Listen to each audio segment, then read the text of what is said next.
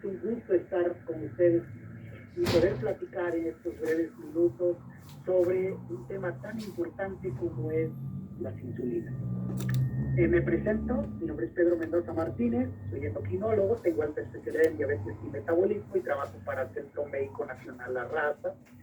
Hago mi declaración de patrocinio. En este momento estoy recibiendo un honorario por parte de Novo Nordisk para poder platicar con ustedes sobre la evidencia científica que hay sobre el manejo de las insulinas, por supuesto, con la experiencia clínica que tenemos, tanto en el departamento como en la práctica privada, y les muestro mi conflicto de interés. El objetivo de esta reunión, pues, es prácticamente identificar los tipos de insulina que tenemos ahorita disponibles para el manejo del paciente que vive con diabetes y tratar de encontrar cuál sería la insulina más adecuada en las diversas formas en las que pudiéramos encontrar a nuestro paciente, así como en sus etapas evolutivas de la misma enfermedad. Y como ustedes saben, todos nosotros estamos entendidos en cualquier clasificación, aún en la nueva que tenemos de la Organización Mundial de la Salud, que los principales tipos de diabetes, operativamente hablando, son aquellos pacientes que tienen una deficiencia absoluta de insulina, como es la diabetes tipo 1, y algunos pacientes con diabetes tipo 2 que ya se encuentran en las fases más avanzadas. Pero también tenemos pacientes con diabetes tipo 2, en donde la célula beta juega un papel muy importante en los primeros años, en donde trata de mantener ese control glucémico mientras se esté produciendo insulina. Pero al paso del tiempo, el deterioro de la insulina será un punto muy importante para decidir si el paciente sigue teniendo insulinoresistencia o una deficiencia parcial o absoluta de la misma.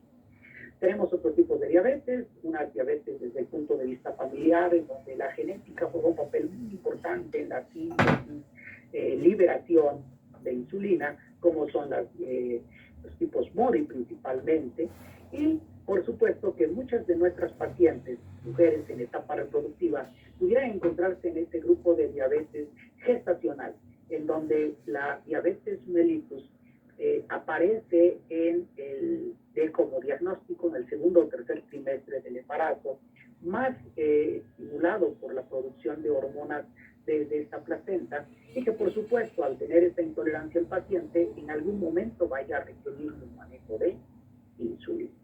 Pero en nuestro país lo que más predomina es la diabetes tipo 2, y es por eso que en las recomendaciones de cualquier guía, inicialmente la ADA en el 2015, pero diversas guías nos han educado de tal manera que tenemos que individualizar el tratamiento de nuestros pacientes. Hoy el médico debe de conocer a su paciente, no solamente desde el punto de vista de descontrol glucémico, él debe de entender que también el tiempo de duración de la enfermedad, la expectativa de vida, las enfermedades que concurren alrededor de la diabetes y por supuesto las complicaciones ya establecidas van a jugar un papel muy importante en la toma de decisiones del tratamiento. Ahora bien, también la actitud del paciente juega un papel importante, los recursos con los que se disponen en este momento para el tratamiento y al mismo tiempo la red que envuelve al paciente para poder ayudarlo o motivarlo a tener mejor control glucémico. Y es ahí lo más importante. Nuestra media es llevarlo a un 7%, pero uno como médico puede ser mucho más estricto o menos estricto dependiendo de estas variables. Y es por eso que en esta reunión vamos a hacer un pasaje por esa situación a partir de la primera pregunta. Si nuestro paciente tiene diabetes tipo 2 y el paciente va a requerir o necesita un tratamiento agregado a la hipoglucemia oral, ¿cuál sería el tipo de insulina más recomendada? Y vean ustedes cómo tenemos insulina de acción rápida, insulina de acción lenta, premezclas combinadas con agonistas del GLP-1. Y para los que ya están tratando de contestarlos al otro lado de la pantalla, quiero decirles que no existe una respuesta rígida, estricta. Es tan flexible que en un mismo paciente, en algún momento de su vida, pudiera estar en cualquiera de estas 4 condiciones y nosotros tendríamos que ofrecerle al paciente un tratamiento similar. Sin embargo, desde el punto de vista operativo, uno lo que busca en el paciente que tiene hiperglucemia es tratar de darle un tratamiento, número 1, que me ayude a limitar el riesgo cardiovascular. Recuerden ustedes que en los últimos años, todos los pacientes que tienen hiperglucemia crónica se ha evaluado y sabemos que juega un papel importantísimo al desencadenar complicaciones cardiovasculares. O sea que la diabetes es una variable independiente que desde el punto de vista que lo quieran ver, nosotros en la intervención tenemos que ofrecer al paciente terapia que te disminuya este riesgo. Y como ustedes pueden ver, en la parte de abajo hay un cuadrito rojo que dice insulina basal. Considerar un tratamiento independiente de la hemoglobina glucosilada que además del uso de metformina te ofrezca una ventaja en este riesgo cardiovascular. Ahora vayámonos del lado derecho y si ustedes están evaluando a su paciente y consideran que la hemoglobina glucosilada es el objetivo que tienen ustedes que encontrar, vayan procediendo dependiendo de la situación que más predomine en su paciente. Si su paciente tiene alto riesgo de hipoglucemia, observen cómo tenemos en la parte de hasta abajo, considere insulina basal. Si nosotros lo que queremos es limitar el peso del paciente o promover la pérdida del mismo, tenemos que considerar insulina basal, siempre y cuando la hemoglobina glucosilada no alcanza metas de control. Obviamente que en México y en todo el mundo el costo es un problema importante. Y aquí nosotros tenemos que hacer una todavía rigurosa individualización de nuestros pacientes dependiendo de su economía, porque de ello dependerá el apego del tratamiento. Y debemos de educar a nuestro paciente para explicarle finalmente que el tratamiento o lo que va a invertir en su salud ahorita seguramente impactará a lo largo de su vida, y es por eso que debemos de considerar eso al momento de tomar la decisión de alguna de sus vidas. Las guías son estrictas. Ahora que ya hablamos de terapias inyectables, porque no solamente la insulina es una terapia que se recomienda en los pacientes que viven con diabetes, vean ustedes cómo también el GLP-1 también va a jugar un papel importante. Y ahí la pregunta es, ¿qué es primero? Recuerden ustedes de que todo dependerá de los objetivos de su paciente. Si lo que ustedes buscan como target principal es bajarlo de peso, pues yo estoy seguro que un GLP-1 debería de ir previo a la insulina. Pero si lo que ustedes están viendo en su paciente es una hemoglobina glucosilada alta, niveles de control glucémico por arriba de lo normal, variabilidad glucémica a lo largo del día, que no encuentran un control adecuado con la terapia, es ahí donde tienen que considerar el uso de insulina basal. Y habrá un momento en que cualquiera o las dos terapias pudieran ser parte importante y fundamental para el tratamiento del paciente con diabetes. El algoritmo de la Asociación Americana de Endocrinólogos Clínicos desde el 2020 considera claramente que nosotros debemos de utilizar insulina siempre y cuando la hemoglobina glicosilada esté por arriba del 9%. Y ahí está. Observen cómo cuando el paciente tiene más del 9% con síntomas, el paciente requiere de insulina con cualquier otro agente. Y de ahí, claramente la guía nos dice que ofrezca usted una intensificación del tratamiento. ¿Ok? Pues eso que yo les estoy platicando en este momento es lo que nosotros recomendamos todos los días a nuestros compañeros médicos, a nuestros pacientes que vienen a la consulta, a nuestros médicos en formación, porque de esa manera podemos romper lo que nosotros hemos denominado inercia terapéutica. Partiendo de eso, podemos decir que la historia natural de la diabetes nos obliga en cualquier momento a hacer necesaria la intensificación del tratamiento. Desde 1997, el UKPDS nos enseñó que la historia natural del paciente que vive con diabetes hace obligado que todo paciente todo médico debe intensificar la terapia. Y sabemos claramente que intensificar la terapia te da muchísimos beneficios. En los primeros 5 años de haberse identificado la enfermedad, la mayoría de los pacientes pueden responder a terapia oral, a cambios en el estilo de vida. Sin embargo, el páncreas en su deterioro progresivo de la función y la resistencia a la insulina que se mantiene como una variable que difícilmente podemos modificar en nuestra población, porque tiene un fundamento en parte genético y en parte ambiental, hace que requerimos entonces de una terapia que junto con la anterior me dé a mi paciente mejor control metabólico. Y es por eso que es en este punto cuando debemos de considerar el manejo con la insulina basal. Ciertamente hay muchas técnicas en las cuales podemos utilizar medicamentos que impacten en el control glucémico y muchos de ellos son las sulfonilureas. Pero yo les presento este estudio que también es del UCAPDS y que también se observa en otros estudios observacionales como el APAN o el ACOR, que fue de intervención, y que al final del día lo que te demuestran es que la sulfonilurea en los primeros años te puede servir, pero posteriormente a un continuo de 2 o 3 años estamos agotando la célula beta y tarde que temprano el paciente volverá a tener un descontrol metabólico progresivo y ese deterioro al paso del tiempo hace o nos obliga a pensar de que tarde o temprano el paciente va a requerir de insulina. Como pueden ver entonces, la insulina se debe de utilizar en cualquier momento y en esta situación, como les vengo presentando, una insulina de acción lenta o basal que acompañada con la terapia oral y plan de alimentación y ejercicio del paciente es una opción que pudiéramos recomendar a todos aquellos cuando los niveles de hemoglobina glucosilada se encuentran altos. Ahora, ¿cuándo están indicadas? Si tú tienes un paciente que tiene cetonas altas, diabetes mellitus de difícil control desde el momento del diagnóstico, o tú sospechas una diabetes tipo 1, es necesario usar insulina en el momento en que usted crea conveniente, pero no pasar tanto tiempo. Si el paciente tiene diabetes tipo 2 y no alcanza metas de control, cuando estás utilizando ya todos fármacos no insulínicos y sigue la hemoglobina glucosilada alta, considera que tu paciente requiere de insulina. Cuando el paciente tiene diabetes gestacional es un caso distinto porque el paciente puede o necesita de insulina para poder alcanzar metas de control y con ello mejorar la calidad de vida tanto de la madre. Y es por eso que ahí utilizamos generalmente insulina, además del apego en los estilos de vida.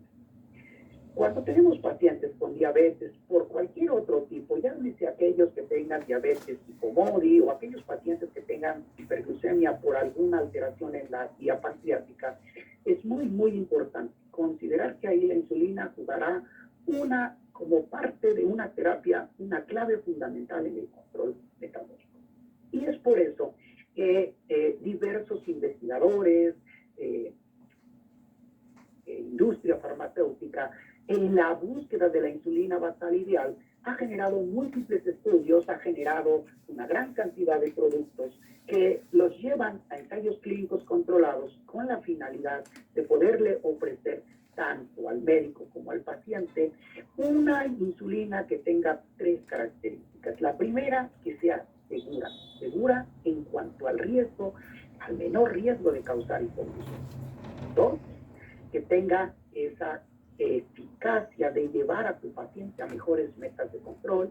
Y 3, que no te envuelva en esquemas difíciles para el paciente, difíciles para ti, y que eso haga que el paciente pierda apego a la terapia que uno le está ofreciendo. Y es entonces cuando vemos desde hace 100 años el aislamiento de la insulina por los doctores Banfi y Best y cómo ha pasado el tiempo a partir de insulinas de origen animal, insulinas que ya empiezan a tener unas características similares al humano, porque ya empiezan a tener una producción ya con intervención génica, y posteriormente cómo empiezan a aparecer los famosos análogos, sustancias que parecen a la proteína similar, al péptido similar, al péptido original, pero que con variaciones en su estructura se den ciertas características. Y es ahí donde surgen los análogos de insulina basal y los análogos de insulina de acción ultracorta, que como ustedes pueden ver, su vida media y su variabilidad jugarán un papel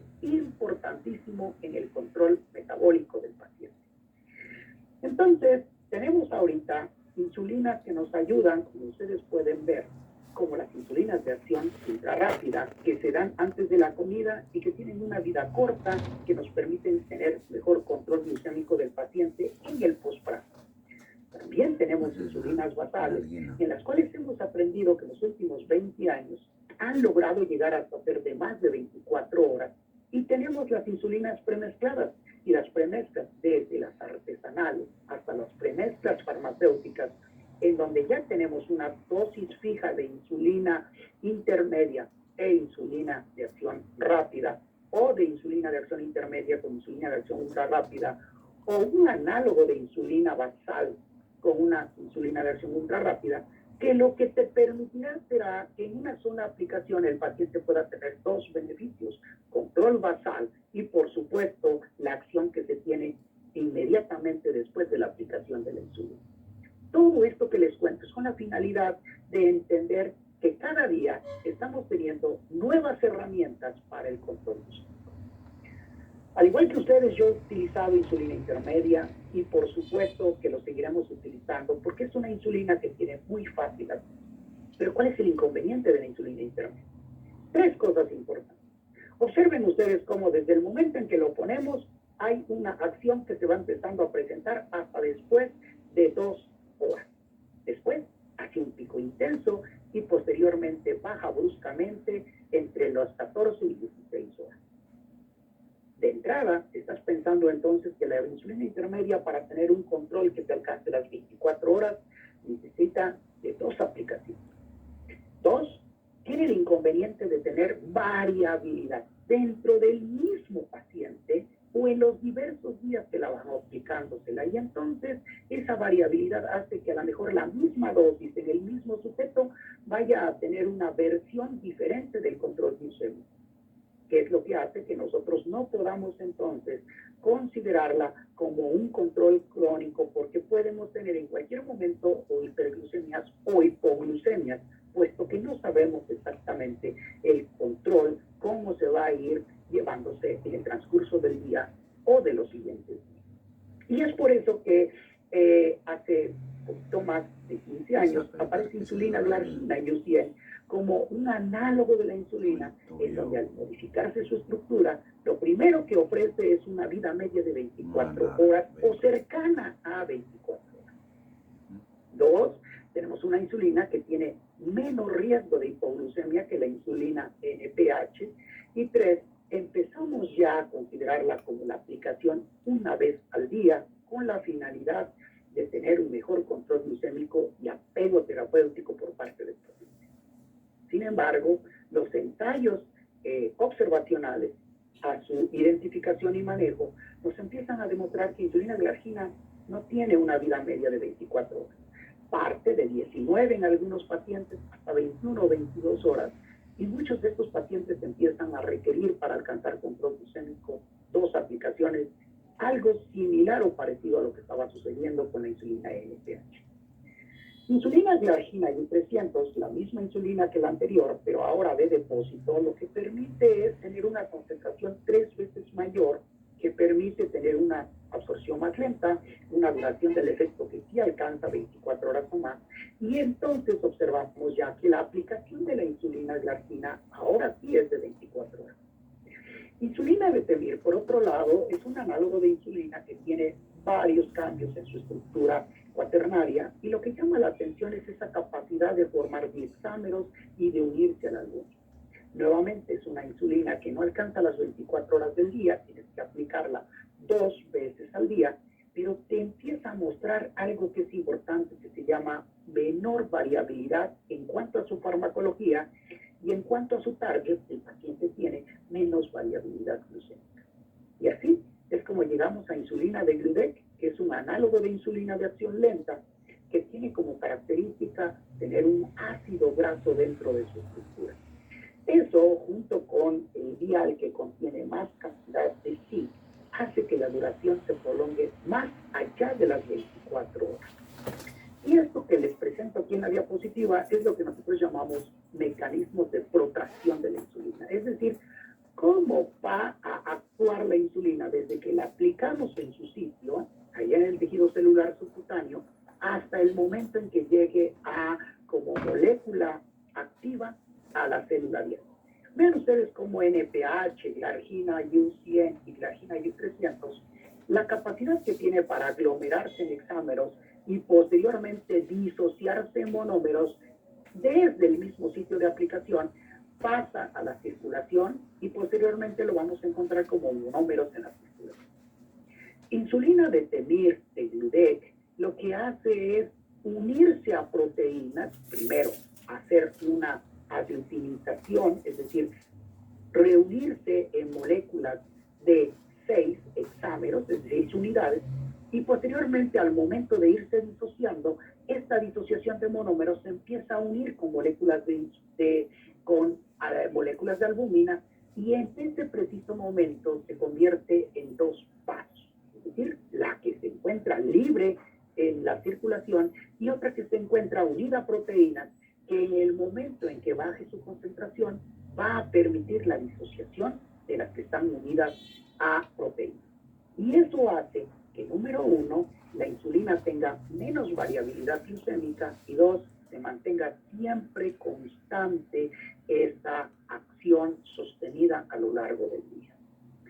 Entonces, esa insulina de Gludec, que inicialmente hace multihexámeros y que así se encuentra dentro de la pluma con la presencia de fenol, cuando se inyecta al espacio, el fenol se disipa y en ese momento en el espacio subcutáneo se empieza a disociar, y es ahí donde yo les hablo del famoso zinc, que va permitiendo lentamente la liberación de los monómeros que entran a la circulación, y esos monómeros se unen a la albúmina, y eso es lo que yo les llamaba protección y beneficio, que tiene un control más allá de 24 horas.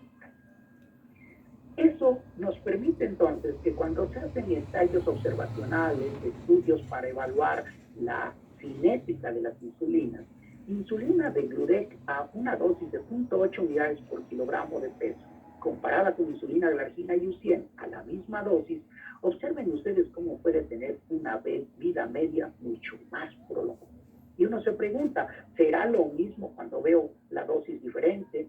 Y ven ustedes cómo en la parte de abajo, que va desde 0.4 hasta 0.8, la variabilidad en cuanto al tiempo de biodisponibilidad de la insulina se mantiene cercana a un promedio de 25.4 horas, a diferencia de insulina glargina, que se puede llegar hasta una función media de 12 horas más o menos. Cuando se hacen estudios comparativos head to head, insulina de Gludec versus una insulina como glargina U100, que ha sido el gold estándar de los múltiples años, observen cómo estas columnas en azul nos dicen cómo se comporta la variabilidad de la función de la insulina en el cuerpo de la persona. Y cuando le aplicamos nosotros al grupo control, ya sea insulina glargina U300 o U100, vean cómo hay una enorme diferencia entre uno y otro grupo. Y es por eso que todos los ensayos clínicos controlados, estudios en vida real, han demostrado que insulina de Gludec tiene mejor tolerancia y, lo más importante, reducción del riesgo de hipoglucemia versus las insulinas a las cuales se ha comparado. Y observen ustedes cómo en estos estudios, en la mayoría de ellas, impacta en la reducción de la hemoglobina glucosilada, tiene un impacto en la glucosa de ayuno, y hay en algunos estudios en donde se ha demostrado que se requiere menos dosis de insulina que la que hubiéramos utilizado con cualquier otra. Ahora bien, regresamos a la pregunta entonces, y dice, ahora, si ya tengo a un paciente con insulina basal, ¿cómo voy a intensificar ese tratamiento si aún con la dosis de insulina que tiene el paciente no alcanzó métodos de control? Y otra vez tenemos otras 4 posibilidades. Bien, como ustedes pueden ver, en las 4 de ellas cabe siempre una respuesta. En algunos pacientes podemos adicionar insulina de acción rápida, ultra rápida, con cada alimento, y eso es lo que hemos aprendido con el sistema basal bolo. Pero también podemos negociar con el paciente una dosis de insulina de acción rápida con el principal alimento del día, y posteriormente ir ajustando la dosis. También podemos utilizar insulinas premezcladas o coformulaciones, en donde lo que tú buscas con una aplicación es tanto la acción basal con la acción ultra rápida que tenga esa insulina. Y recientemente hemos tenido ya en el mercado la introducción de insulinas combinadas con agonistas GLP-1. Y ese agonista de receptor GLP-1 va a impactar en 2 cosas: en la resistencia a la insulina que tiene tu paciente, y 2, en el control del peso, y en consecuencia te va a dar una combinación que va a reducir la hemoglobina glicosilada, mejorará otras variables del paciente y, por supuesto, impactará en el riesgo cardiovascular. Así como ustedes pueden ver en esta diapositiva, tenemos que ser intensivos en cuanto a la titulación de la insulina basal hasta que tú encuentres una glucosa de ayuno adecuada para las características de tu paciente, y posteriormente ir ajustando el tratamiento de acuerdo a las comorbilidades. y riesgos que pudiera tener en cuanto a hipoglucemia o a control de peso. Vean esta diapositiva. Un paciente con 9 meses de terapia basal de insulina bien titulada, y vayan viendo cómo la insulina basal intenta controlar todas las variables a lo largo del día. Pero 5 años después, observen cómo en pacientes que desayunan y cenan fuerte, lo primero que empiezas a ver ya es un agotamiento de la primera fase de la secreción de insulina de su páncreas, y es por eso que empezamos a tener picos muy, muy claros y evidentes que van directamente relacionados con el tipo de alimento y la cantidad de alimento. Eso hace entonces que el ofrecerle al paciente una insulina de acción rápida le va a ayudar exactamente a imitar la primera fase de secreción de insulina rápida, que siempre va a estar en respuesta al y nos va a permitir entonces llevar un programa de alimentación que, de acuerdo a la cantidad de carbohidratos, tú como médico pudieras ir adaptando la cantidad de insulina para que el paciente no tenga esos picos postprandiales. Obviamente que tienes que utilizar la insulina basal y considerar en qué momento ir ajustando cada una de ellas, interpretando el automonitoreo que tiene tu paciente a lo largo del día. Si nosotros vamos a llevar una glucosa basal y la queremos ir titulando, consideren la glucosa de ayuno como el estándar para el ajuste.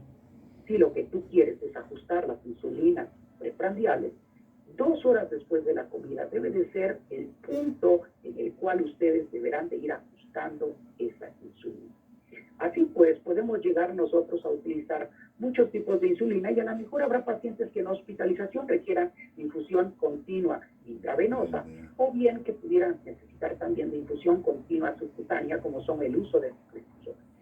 Y ahí es en donde comenzamos a platicar sobre la insulina regular o rápida, la cual ya la hemos conocido, y que partiendo de ella han surgido análogos de insulina de acción rápida, como es la Lispro, la Aspar y la glulicina, que al final del día las modificaciones que se le hacen a esa estructura interna de la insulina les va a dar un tiempo de acción mucho más rápido. De 10 a 15 minutos su inicio de acción, y el tiempo que no pasa más allá de 4 horas. También tenemos insulinas que no solamente son de acción ultra rápida, sino son mucho más rápidas que esas, en donde prácticamente a los 5 minutos ya tiene su acción, y que esa insulina tiene un pico máximo en los primeros 30 minutos, y prácticamente a las 3 o 4 horas el 74% del efecto reductor ya va pasando, y eso hace que tengamos menor riesgo de hipoglucemias postprandiales. Hay muchos artículos que demuestran que la insulina de acción ultra rápida y la más rápida, que es la Faster Aspar, tiene una enorme diferencia en cuanto al momento en que estamos utilizándola y el desenlace que tenemos a las 2 y 4 horas después de su aplicación. Por último, de lo que yo les venía hablando, que es las insulinas de acción basal, que vienen ya con formulación con un análogo de GLP-1. Y en este caso hay insulinas que ya vienen como de Gludex y liraglutide, en donde esta coformulación ya vienen de hexámeros y liraglutide en heptámeros dentro de una misma jeringa. ¿Qué permite eso? Mejor apego del paciente. ¿Por qué? Porque en una aplicación prácticamente estás teniendo 2 grandes beneficios. Control de la glucosa basal, pero al mismo tiempo también vas a impactar en el postprandio del paciente, en la resistencia de la insulina que puede tener tu paciente, y por supuesto en este control de la saciedad que muchos de nosotros vamos perdiendo, o que simple y sencillamente el uso de insulina te la favorece. Entonces, la aplicación una vez al día, independiente de las comidas en una sola pluma, no solamente te reduce la glucosa de ayuno, también tiene una cobertura en glucosa postprandial, y la titulación se hace muy sencilla y hace que el paciente tenga buena tolerabilidad. ¿Existen premezclas de insulina? Por supuesto que sí. Ya les mencionaba que existen desde las artesanales que nosotros hacemos hasta las presentaciones farmacéuticas, donde podemos encontrar 70 y 30% de NPH irregular, o lispropopamina 25-75 o 50-50, o también hay insulina Aspar mezclada con insulina Aspar-protamina, y la insulina Aspar mezclada con Deludex 73. Todas estas insulinas van a tener su acción en su paciente. Pero recuerden ustedes que cada vez que vayan ustedes incrementando el número de unidades de insulina, En un esquema rígido, tanto vamos a tener acción basal como postprandial. Y es ahí donde yo invito nuevamente a todos ustedes a individualizar el tratamiento. Lo que sí es muy importante, ya para ir cerrando esta presentación, es entender que lo que debemos de evitar es un retraso en la insulinización. Y una vez establecida la insulinización, intensifiquemos el tratamiento. No solamente le pongamos 10 unidades de insulina al paciente, vayamos titulándolo hasta que realmente el paciente use la que necesite para llevar a mejores metas de control a la hemoglobina glucosilada. Si con eso todavía tienes problemas en el postprandio, intensifica. ¿De qué manera puedes intensificar? Les venía diciendo, ya sea por insulina de acción ultra rápida o bien intensificándolo con análogos del GLP. Pero lo más importante es evitar la inercia terapéutica. Me despido de ustedes comentando las siguientes conclusiones. Número 1. Recuerden ustedes que la insulinoterapia es necesaria para todos nuestros pacientes que viven con diabetes tipo 1. Y en algún momento de la historia natural de todo paciente que vive con diabetes tipo 2 va a requerir de una insulina basal y en consecuencia, tarde que temprano, va a requerir de algún programa basal plus o basal bono. Recuerden siempre que lo que buscamos en una insulina es que tenga la eficacia de reducir la hemoglobina glucosilada. Pero ahí le van dos variables que tenemos que tomar en cuenta. Reducción de la hipoglucemia y dos, menor variabilidad glucémica que hoy por hoy se relaciona con alto riesgo cardiovascular. Tercero, que el tratamiento que ustedes ofrezcan no sea rígido, que sea flexible, que entre menos aplicaciones de insulina tenga el paciente, será mejor, número 1, para que el paciente siga teniendo una buena calidad de vida, 2, para que faciliten la adherencia del tratamiento, y 3, y más importante, ambos, tanto el médico como el paciente, logren encontrar eso que se llama control glucémico óptimo. La insulina preprandial, recuerden ustedes que la tenemos siempre que utilizar cuando el paciente tiene picos postprandiales. La insulina basal solamente te controla la glucosa basal, pero nunca va a intervenir en el control del postprandio. Y es ahí donde nosotros tenemos que considerar una terapia complementaria. Y si será necesario utilizar insulina postprandial, preprandial, vayan ajustándola de acuerdo al resultado de la glucosa posterior a los alimentos. Muchas gracias y seguimos platicando.